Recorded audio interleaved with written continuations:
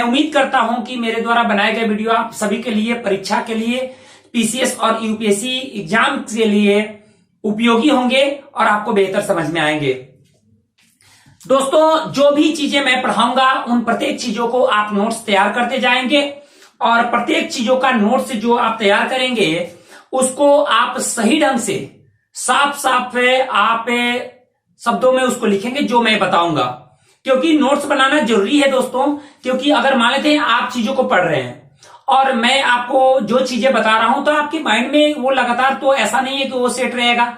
आपको पढ़ने का मतलब, हमसे जुड़े रहने का मतलब फायदा तभी हो सकता है जब आप जो चीजें आपको बताई जाए उसका आप नोट्स तैयार करते जाएं और उसको लगातार आप पढ़ें। जहां परेशानी हो रही है कमेंट बॉक्स में आप जरूर हमको बताएं और जो भी जैसा आपको वीडियो लगे आप जरूर बताएं कमेंट बॉक्स में। एक चीज और कि हम लोग जो इंडियन ज्योग्राफी पढ़ रहे हैं, इसमें इंडियन ज्योग्राफी में आज जो हम लोग शुरू करेंगे वो होगा भारत की अवस्थिति एवं विस्तार। आप लोग हेडिंग डालिए, भारत की अवस्थिति एवं विस्तार। भारत का भूगोल हम पढ़ा रहे हैं। भारत के भूगोल में जो पहला चैप्टर मैं पढ़ा रहा हूं वो है भारत की अवस्थिति एवं विस्तार। हेडिंग डालिए। देखिए दोस्तों, ये इंडिया है। इंडिया की ये स्थिति है, ये आपका अंडमान निकोबार है। अंडमान निकोबार द्वीप समूह जो कि इंडिया का हिस्सा है। इधर लक्षद्वीप है, अरब सागर, इधर अरब सागर का हिस्सा, इधर बंगाल की खाड़ी का हिस्सा।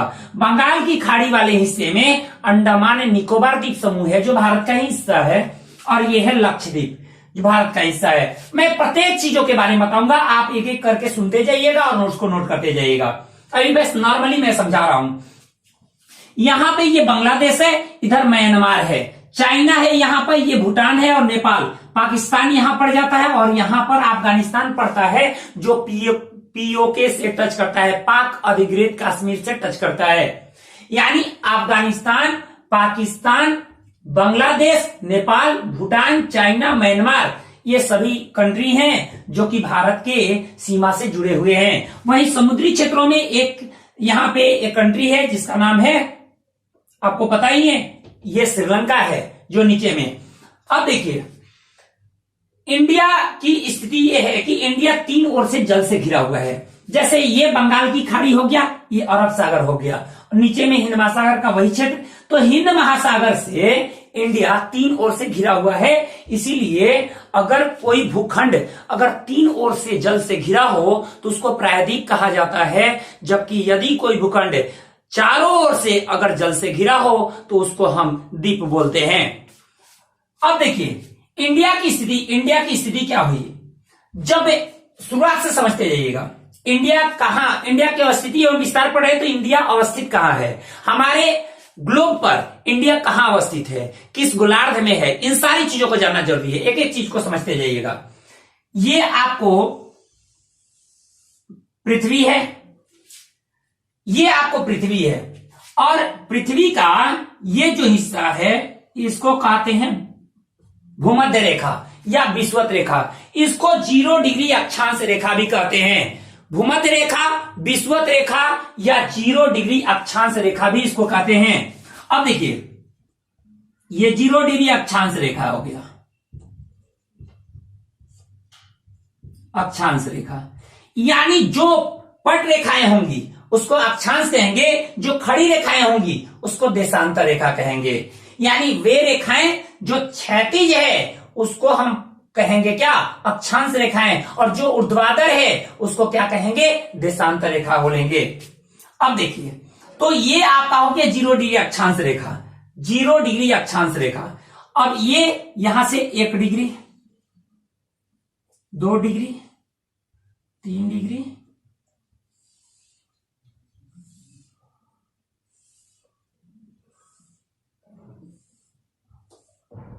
ये हो गया आपको नॉर्थ पोल यानी उत्तरी ध्रुव। वैसे ही नीचे की ओर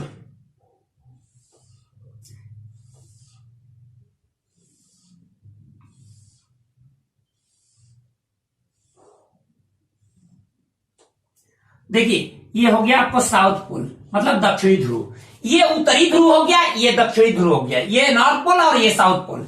ये क्या है? आपका इक्वेटर है, आपका अक्षांश रेखा है, विषुवत रेखा है या भूमध्य रेखा।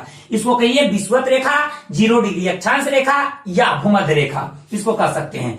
0 डिग्री, देखिए 0 डिग्री अक्षांश रेखा से जो ऊपर का हिस्सा है, मतलब 0 डिग्री अक्षांश रेखा है, इससे जो ऊपर का हिस्सा है, ये वाला हिस्सा, इसको कहते हैं उत्तरी गोलार्ध, इसको कहते हैं उत्तरी गोलार्ध।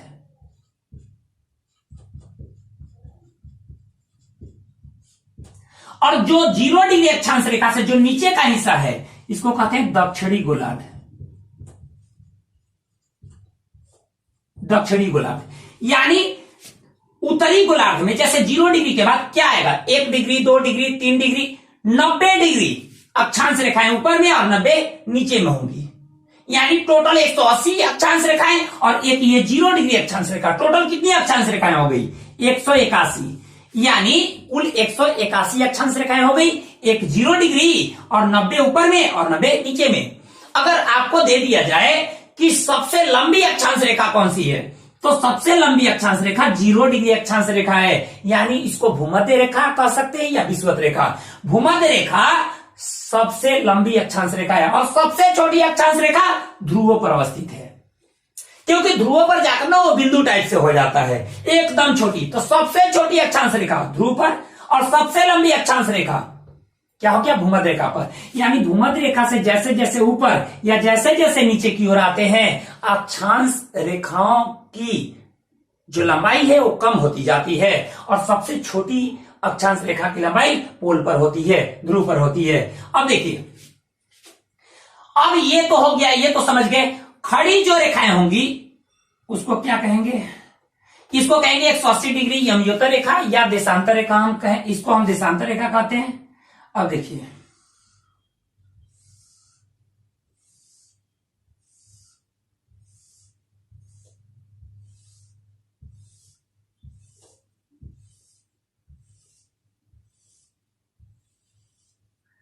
देखिए ये 0 डिग्री रहा, ये 0 डिग्री,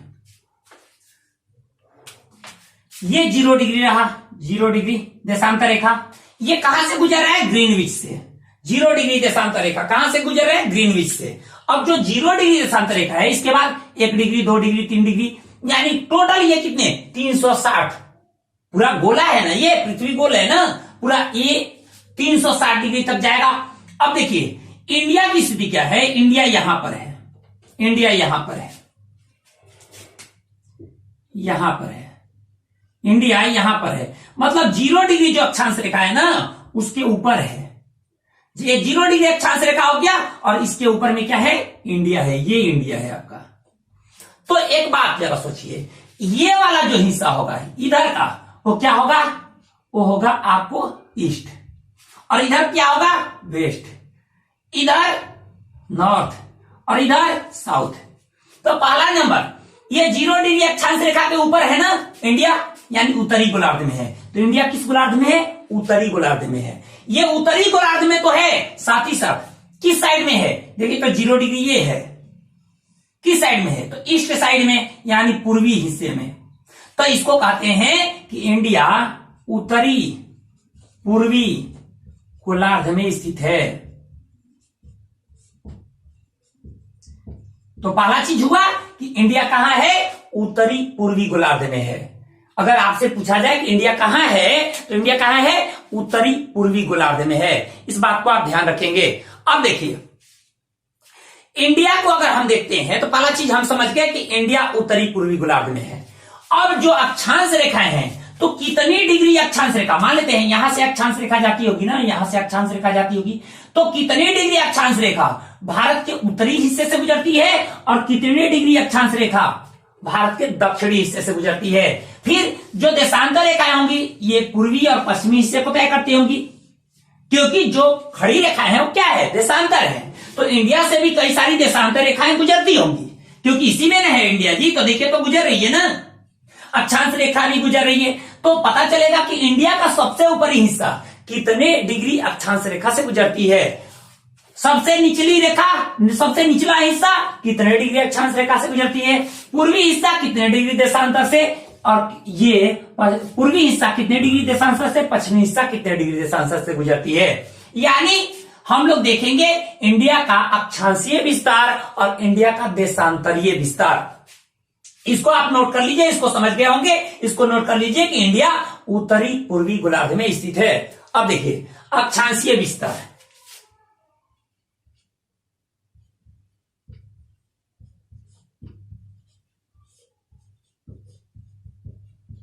इंडिया का अक्षांशीय विस्तार है।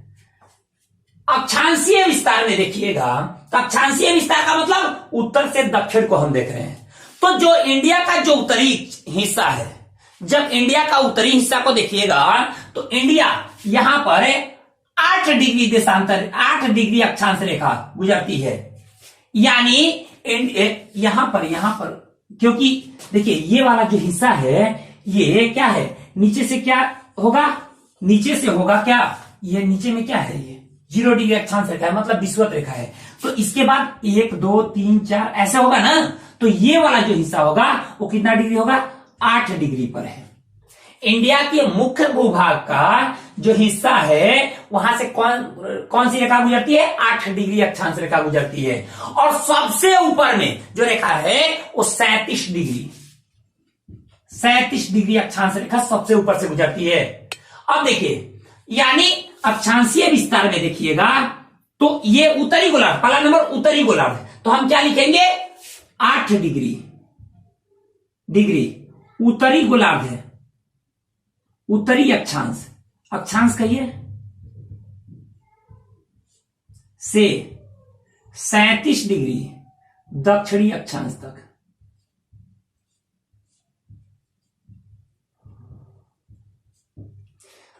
डिग्री उत्तरी अक्षांश से 37 डिग्री उत्तरी अक्षांश तक, उत्तरी अक्षांश तक, क्योंकि उत्तरी गोलार्ध में है तो उत्तरी 8 डिग्री उत्तरी अक्षांश से 37 डिग्री उत्तरी अक्षांश तक इसका विस्तार है। लेकिन ये 8 डिग्री पूरा 8 डिग्री बस हम सीधा बस बताए हैं, लेकिन अगर इसको देखें तो हम देखेंगे 8.4 है।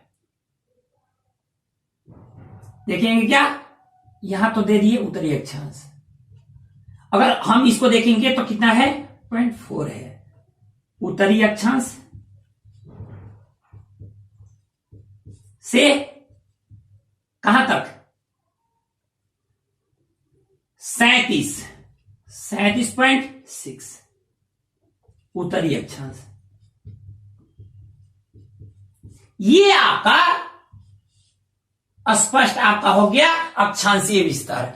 यानी आपको 8.4 से लेकर 37.6 उत्तरी अक्षांश तक क्या है, इंडिया का विस्तार है। यानी यहां 37.6 और यहां 8.4 ये है। लेकिन ये मुख्य भूभाग का है।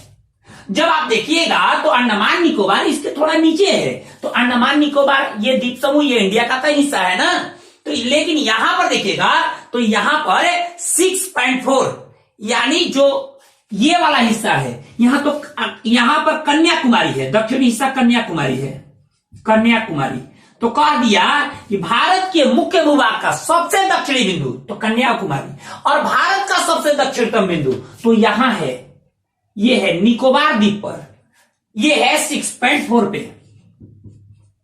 यानी भारत के मुख्य भूभाग का जो अक्षांशीय विस्तार है वो 8.4 से लेकर 37.6 तक है। जबकि आप देखिएगा भारत का अक्षांशीय विस्तार तो कहां है, 37.6 से लेकर 6.4 तक है। क्योंकि कहां, ये आप जरा सोचिए, यहां ये आपको ग्रेट निकोबार है, और ग्रेट निकोबार पर एक जगह है इंदिरा पॉइंट, जिसको पिग्मेलियन पॉइंट भी कहते हैं, हम आगे बताएंगे इसके बारे में। तो यहां पर ये 6.4 अक्षांश रेखा गुजरती है यहां से, जबकि भारत के मुख्य भूभाग पर ऐसा नहीं है, यहां से 8.4 कन्याकुमारी से गुजरती है अक्षांश रेखा।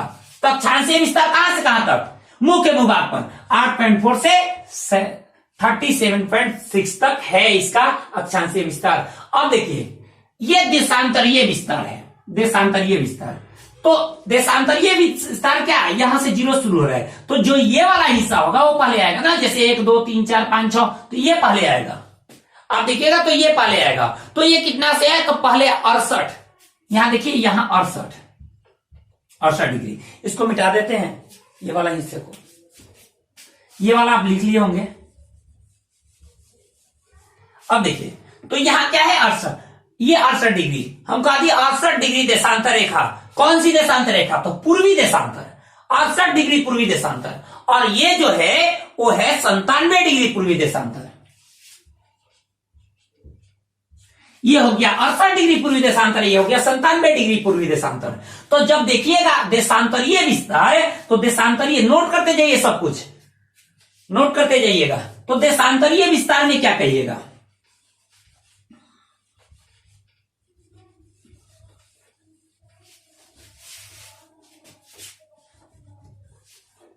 देशांतरीय विस्तार,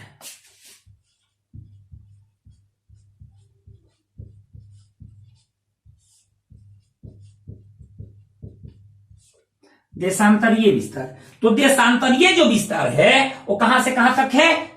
68 डिग्री पूर्वी देशांतर,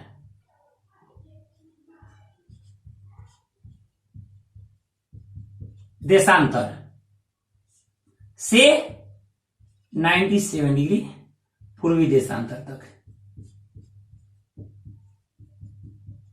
यहां तक है। लेकिन ये एग्जैक्ट नहीं है, ये तो मैं मोटा मोटी तौर पे मैं बता दिया ताकि आप लोग ध्यान रख सकें। ये है 68.7 डिग्री पूर्वी देशांतर,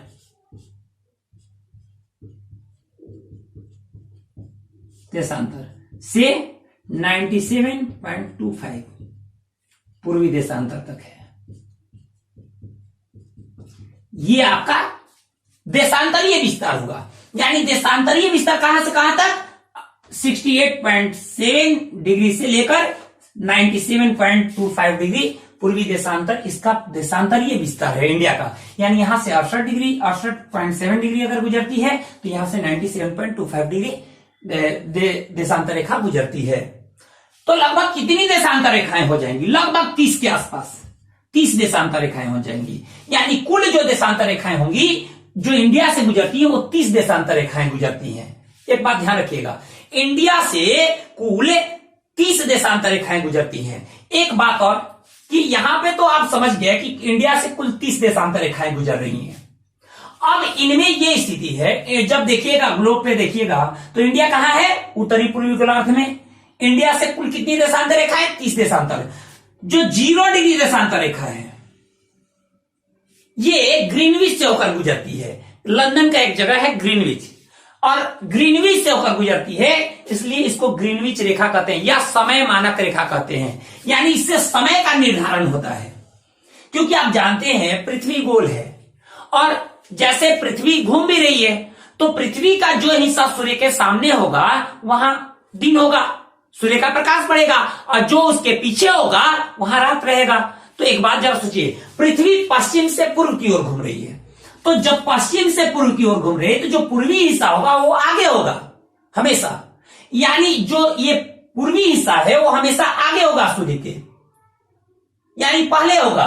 तो इसीलिए 0 डिग्री से जो ईस्ट साइड मतलब जो पूर्वी हिस्से का जो क्षेत्र है वहां जैसे जैसे हम 1 डिग्री बढ़ेंगे वैसे वैसे समय अधिक होता है।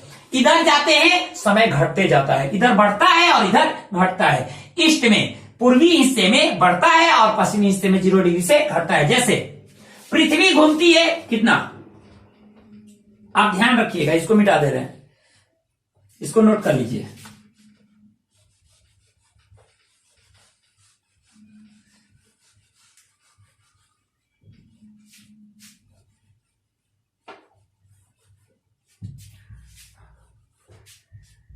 पृथ्वी घूम रही है 24 घंटे में, 24 घंटे में एक चक्कर लगा रही है। 24 घंटे में, ये तो पता है, 24 घंटे में एक चक्कर, यानी 24 घंटे में कुल 360 देशांतर रेखाओं को पार कर जाती है पृथ्वी। अपने अक्ष पर 360 देशांतर रेखाओं को पार करती है 24 घंटे में। 24 घंटे में कुल होते हैं 1440 मिनट। 1440 मिनट में कितना घूम रही है?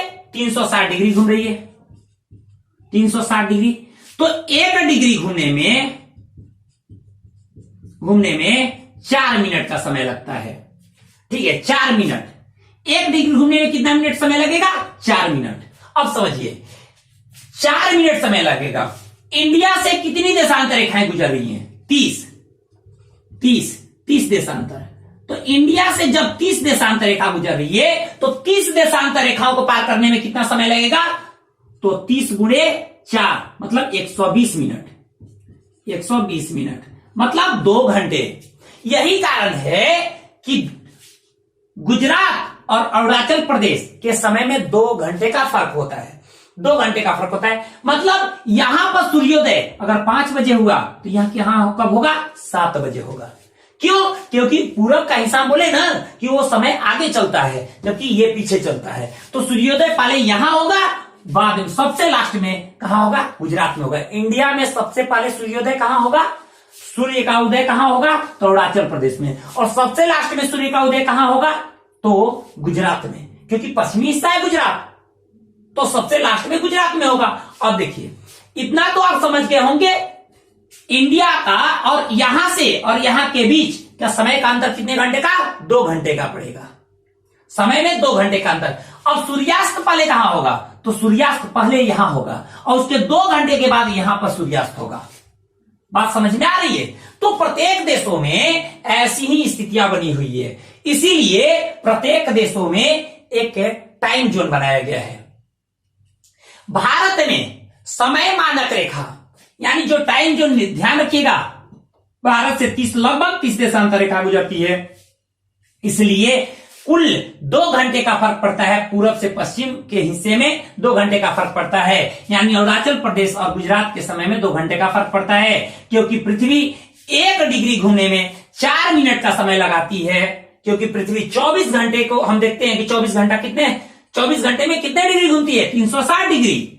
तो 1 डिग्री घूमने में कितना समय लेगी? 4 मिनट। इंडिया के 30 देशांतर रेखा है तो 30 देशांतर को घूमने में कितना समय लेगी? 120 मिनट। तो इसीलिए 120 मिनट मतलब 2 घंटे। तो यहां से यहां के समय में 2 घंटे का फर्क होता है, यह ध्यान रखिएगा।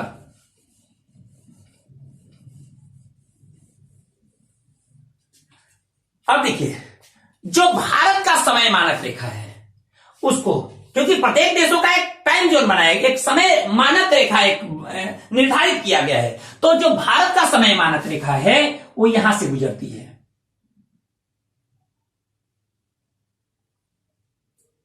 यहां से गुजरती है और इधर यहां एक जगह है नैनी, इलाहाबाद में। इलाहाबाद में एक जगह है नैनी, और ये जो समय मानक रेखा है ये 82.5 डिग्री पूर्वी देशांतर रेखा है। 82.5 डिग्री पूर्वी देशांतर रेखा को भारत का समय मानक रेखा बताया गया है, और यह इसी से भारत का समय निर्धारित किया जाता है, जिसके चलते भारत के समस्त क्षेत्रों में एक समय में एक ही टाइम रहता है। नहीं तो पता चलता है यहां पे इतने समय हो रहे हैं, वहां पे इतने समय हो रहे हैं, तो वहां अंतर हो जाता, बड़ा दिक्कत हो जाता, बड़ा कंफ्यूजन होता। इसलिए प्रत्येक देशों में एक समय मानक रेखा निर्धारित की गई है, और भारत की समय मानक रेखा जो है वो 82.5 डिग्री पूर्वी देशांतर रेखा है, जो इलाहाबाद के नैनी से गुजरती है। ध्यान रखिएगा, इन सबको नोट कर लीजिएगा। भारत की समय मानक रेखा कौन है? 82.5 डिग्री पूर्वी देशांतर है, जो इलाहाबाद के नैनी से गुजरती है। अब ये कह दिया कि 82.5 डिग्री किन किन राज्यों से होकर गुजरती है। 82.5 डिग्री किन किन राज्यों से गुजरती है, अगर ऐसा आपको पूछ दिया जाए तो ध्यान रखिएगा, 82.5 डिग्री यानी समय मानक रेखा भारत के 5 राज्यों से गुजरती है। 5 राज्य में पहले यूपी, पहले उत्तर प्रदेश, उसके बाद यूपी से जैसे ही पार करेगा तो एमपी,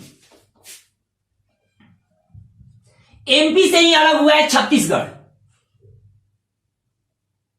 छत्तीसगढ़ से, छत्तीसगढ़ के बाद उड़ीसा,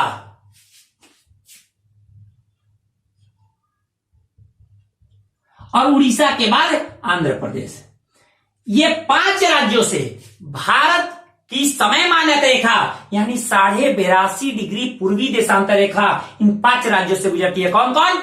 यूपी, एमपी, छत्तीसगढ़, उड़ीसा और आंध्र प्रदेश, इन 5 राज्यों से भारतीय समय मानक रेखा अर्थात 82.5 डिग्री देशांतर रेखा गुजरती है। इसको नोट कर लीजिएगा। और ये क्रम में है, मान लीजिए यूपी एमपी ऊपर से नीचे तक, यूपी एमपी छत्तीसगढ़ उड़ीसा और आंध्र प्रदेश, ये 5 राज्य हैं जहां से ये समय मानक रेखा गुजरती है। अब एक बात आ गई, ये तो आप समझ गए। अब देखिए भारत के बारे में आप क्या क्या चीजों को समझे कि भारत का समय मानक रेखा 82.5 डिग्री है, ये 0 डिग्री है, ये 0 डिग्री और 82.5 मतलब ये 82.5 क्यों रखा गया है 82.5 को? क्योंकि 68 मतलब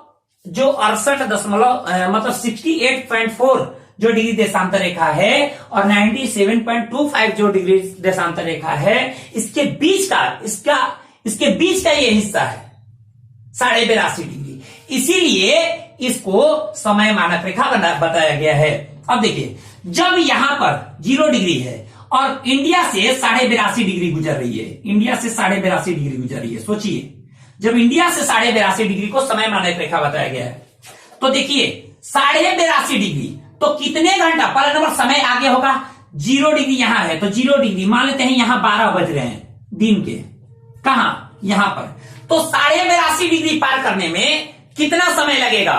तो 82.5 में आप गुणा कर दीजिए किससे? 4 से, क्योंकि 1 डिग्री पार करने में कितना टाइम लगेगा? 4 मिनट। पृथ्वी 1 डिग्री घूमने में कितना समय लगेगी? 4 मिनट। तो 4 मिनट जब समय लगी तो 82.5 डिग्री घूमने में कितना मिनट? तो आप इसको गुना कीजिएगा तो आपको होगा 330 मिनट। 330 मिनट का मतलब ये कि 5 घंटे 30 मिनट, 5 घंटे 30 मिनट का समय, 30 मिनट आगे है समय किसका? इंडिया का। अगर लंदन में अगर दिन के 12 बज रहे हो तो इंडिया में शाम के 5:30 हो रहा होगा। इसीलिए जैसे अब मान लेते आ जाइए आप, इधर है ऑस्ट्रेलिया, जो भी है ऑस्ट्रेलिया न्यूजीलैंड, तो वहां तो और समय आगे होगा, समझ रहे ना, वहां तो एकदम रात हो गया होगा। तो एक बात जरा सोचिए, जैसे इधर आ रहे हैं तो क्या समय बढ़ रहा है ना, जरा सोचिए यहां पर 12 बज रहा है, मतलब अगर आपका कोई फ्रेंड लंदन में रहता है और आप अभी मान लेते अभी कॉल करके आप बात करते हो, और अभी अगर इंडिया में अगर 12 बज रहा है तो वहां पे कितना बज रहा होगा? तो वहां 5.5 घंटे पीछे होगा। अभी इंडिया में 12 बज रहा है तो वहां पे कितना टाइम हो रहा होगा? तो 5.5 घंटे पीछे, यानी आप जाकर देखोगे तो वहां पर लगभग 6:30 हो रहे होंगे। अगर इंडिया में 12 बज रहा है तो वहां 6:30 हो रहे होंगे, क्योंकि 5.5 घंटे हम आगे चल रहे हैं, वहां सोया हुआ होगा आपका दोस्त। तो एक बात जरा सोचिए, इंडिया की जो समय मानक रेखा है वो ग्रीनविच से 5.5 घंटे आगे है। कोई दिक्कत नहीं ना।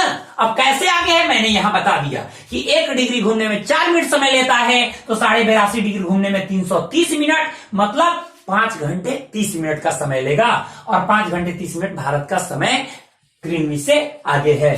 नोट कर लीजिए, एक एक चीज को नोट करते जाइएगा। अब देखिए